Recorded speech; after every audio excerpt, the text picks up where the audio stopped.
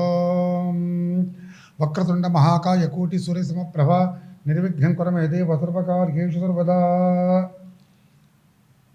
శక్తి media భక్తి ఛానల్ని వీక్షిస్తున్నటువంటి ప్రేక్షక మహాశులందరికి కూడా నమస్సుమాంజలు.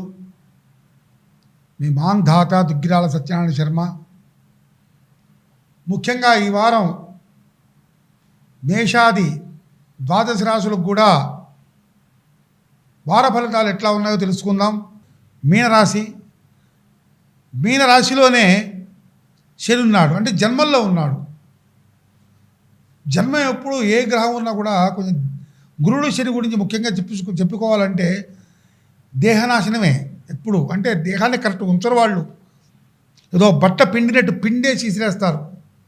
మన జీవితం అతలాకుతలం అవుతూ ఉంటుంది. అందులో జన్మరాశిలో ఉంటే శని మహాపోటు మీద ఉంటాడు. కాబట్టి బైక్, లారీ, కారు, చిన్న స్కూటర్లు, మోపెళ్ళు ఏదైనా దోలేటప్పుడు, అంటే బండి నడిపేటప్పుడు చాలా చాలా చాలా చాలా చాలా జాగ్రత్తగా ఉండాలి. లేదంటే మాత్రం కొట్టిపడేస్తాడు. ఆ జన్మల్లో ఉన్నాడు. బద్ధకం, మండితనం, కోపం, నల్లగా కావటం, మొహం అంతా, ఒళ్ళంతా, బాడీ అంతా ఏదో ఒక రకమైన కోల్పోయినట్టుగా ఉండటం. అటువంటివి చేయటంలో శని గ్రేట్. తృతీయంలో శుక్రుడు ఉన్నాడు. భ్రాతృ అంటే అన్నదమ్ముల మధ్య వైరాలు, గొడవలు, తగాదాలు ఇవన్నీ కూడా పెట్టుకోకూడదు.